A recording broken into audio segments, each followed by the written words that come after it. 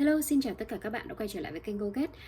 Thì ngày hôm nay á, thì mình muốn chia sẻ với các bạn về một cái đề tài mà có lẽ đây là một trong những bước đầu tiên, bước định hướng, bước lên kế hoạch, nhưng mà nó cũng rất là quan trọng trong cái lộ trình đi du học của các bạn. Có thể nói là 95% du học sinh sẽ muốn ở lại cái đất nước đó. Tại vì chúng ta tưởng tượng là chúng ta đã quen với một cái cuộc sống như thế rồi.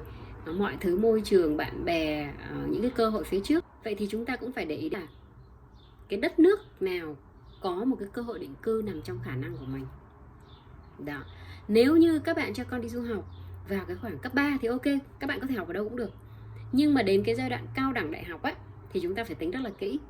Thì cái clip ngày hôm nay mình sẽ chia sẻ, phân tích cho các bạn về cái sự khác nhau về cái chính sách định cư trong khi du học và sau khi du học của các cái nước, nó có gì ưu và nhược. Và mình sẽ so sánh ở những cái nước chính: Mỹ, Úc, Canada. Tức là muốn định cư thì chúng ta phải có việc làm, đúng không? Và muốn có việc làm sau khi học xong thì chúng ta nên là phải có cái kinh nghiệm trong quá trình đi học rồi. Đó. Tại vì khi mình ra trường mà mình nói mình giữa một cái bạn có kinh nghiệm và một bạn không có kinh nghiệm thì chắc chắn cái bạn có kinh nghiệm sẽ có ưu thế hơn, đúng không nào? Đó. Vậy thì bây giờ chúng ta sẽ so sánh cái kinh nghiệm, cái quy định của chính phủ trong quá trình du học như thế nào nhé.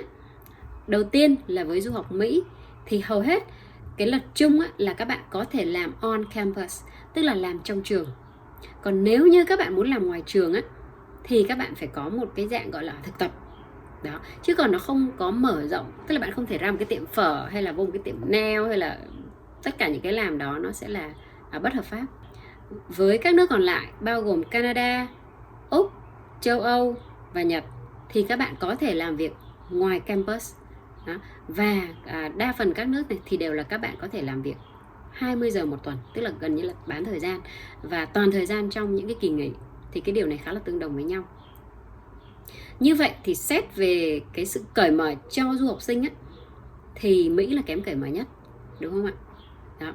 Bây giờ mình nói về là chính sách ở lại sau khi du học xong. Thì với Mỹ các bạn sẽ có 3 tháng để tìm việc. Nếu các bạn tìm được việc thì các bạn có thể có một cái visa gọi là OPT, Optional Practical Training. Thì với cái visa này thì các bạn sẽ được ở lại 1 năm. Vậy thì để ở lại tiếp nữa thì công ty họ cần phải bảo lãnh để các bạn có visa lao động H1B. Và không phải công ty nào cũng sẵn lòng làm điều đó, đúng không nào? Tại vì nó tốn kém và nói chung là trừ khi họ rất là cần bạn. Như vậy thì đây là một cái rào cản tiếp theo. Sau khi bạn có visa H1B rồi thì để các bạn trở thành công dân có thẻ xanh thì nó cũng mang một cái tính may rủi. Đó, tức là nó không hoàn toàn nằm trong cái khả năng của bạn. Nó có một cái sự xổ số, nó có một cái quota. Cho nên là nó cũng không hoàn toàn nằm trong tay của bạn. Đúng nào? Thì Úc du học sinh học xong có thể ở lại tối đa là 2 năm. Canada thì ở tối đa các bạn có thể ở lại là 3 năm. Ở Canada thì các bạn học 2 năm, các bạn có thể ở lại tới 3 năm. Ở Úc cho dù bạn học 4 năm đại học, 3 năm, 4 năm đại học, các bạn cũng chỉ được ở lại 2 năm thôi. Như vậy xét về cái việc là thời gian ở lại sau khi tốt nghiệp thì Canada đang được xếp hạng nhất, đúng không nào? Bởi vì cùng với một cái số năm học bạn được ở lại dài nhất. Một cái điều nữa để nói về cái tính gọi là cởi mở thì với du học Úc thì nếu như các bạn có con thì không phải là mọi trường hợp con bạn đều có thể được học miễn phí ở trong các trường công lập. Chỉ một số cái dạng thạc sĩ research thì con bạn mới được học miễn phí mà thôi. Trong khi đó nếu bạn là du học sinh Canada, con bạn được đi học miễn phí, vợ bạn được đi làm thoải mái trong tất cả các doanh nghiệp mà không cần có giấy phép tuyển dụng lao động của nước ngoài với Open Work Permit. Thì đây cũng là một cái ưu thế nữa của du học Canada. Như vậy thì mình tóm tắt lại này.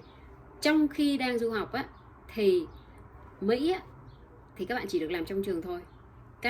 Canada và Úc thì các bạn được làm ở ngoài trường.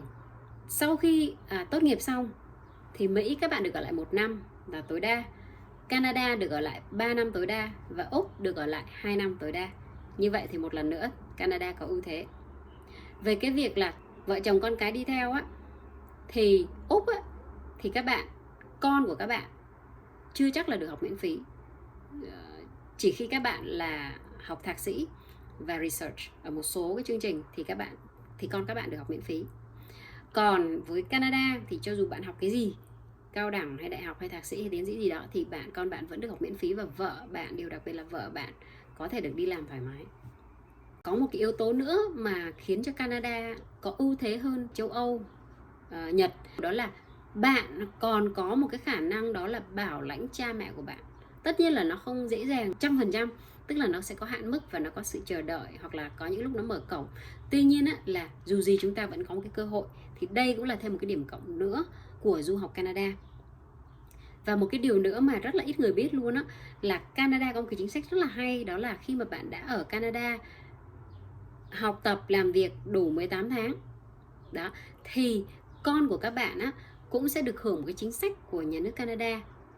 Đó là một cái khoản tiền khoảng là 470, 475 gì đó đô la Canada trên một bé. Tức là có thể nói là nhà nước, con thì được học miễn phí rồi này, nhà nước lại còn nuôi con của mình nữa này. Đó, thì đó là một cái sự đầu tư cho tương lai rất là tuyệt vời của chính phủ Canada. Thì đây là một cái ưu thế nữa. Rồi, sau khi hết cái quá trình làm việc đó rồi thì chuyện gì xảy ra? Như Mỹ lúc nãy mình đã có nói là với Mỹ á, thì cái việc nó hơi hên xui, nó không nằm hoàn toàn trong khả năng của bạn. Còn với Úc thì hiện tại do cái chính sách chung á, thì nhiều vùng, ví dụ như Melbourne, Sydney, những cái tỉnh bang như vậy, việc ở lại rất là khó. Rất nhiều du học sinh có việc làm tốt, IELTS thậm chí là 8.5 nhưng vẫn chưa đủ điểm, hoặc là không thể ở lại được cái khu vực đó.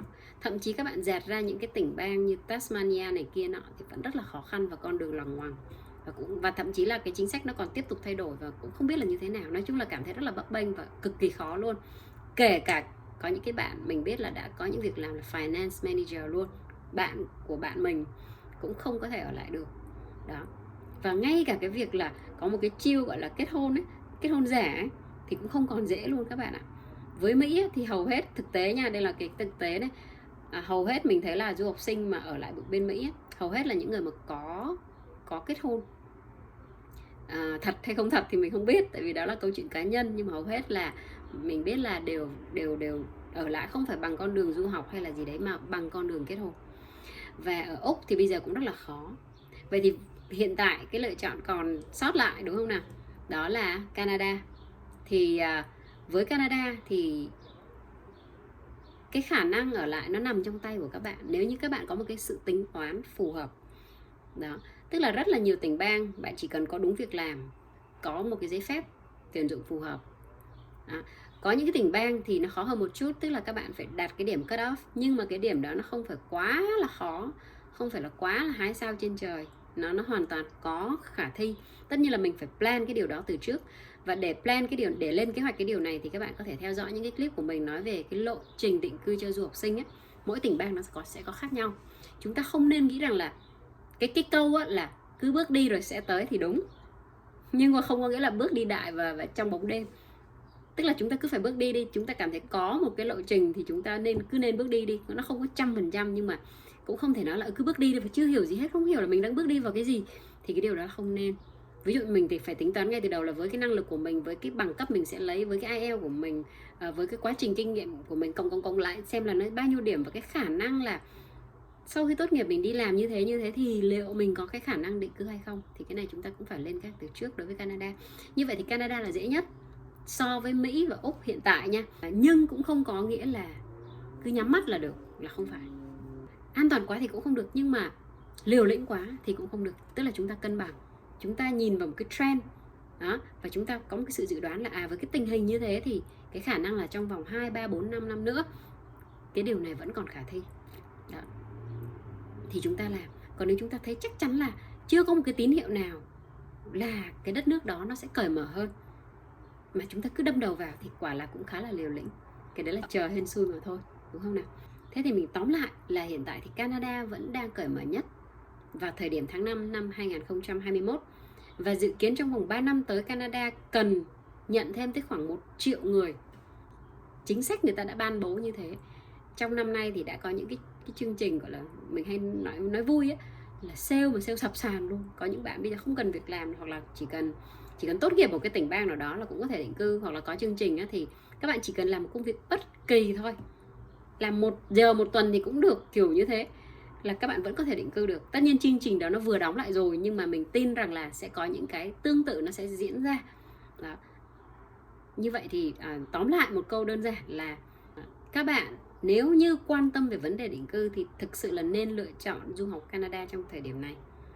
Và có thể tìm hiểu thêm cụ thể những cái chính sách ở trong cái clip của mình nói về chính sách di trú của Canada dành cho du học sinh đang rất là giống với Úc cách đây 5-10 năm như thế nào, và hành động của chúng ta nên làm gì. Cảm ơn các bạn đã theo dõi clip, và hãy đăng ký kênh của mình để theo dõi những cái tin tức cập nhật hơn, cũng như là những cái vấn đề khác sau khi du học. Mình hoàn toàn có thể hỗ trợ bạn hoặc là con cái của các bạn trong những cái bước đường tiếp theo. Cảm ơn và hẹn gặp lại.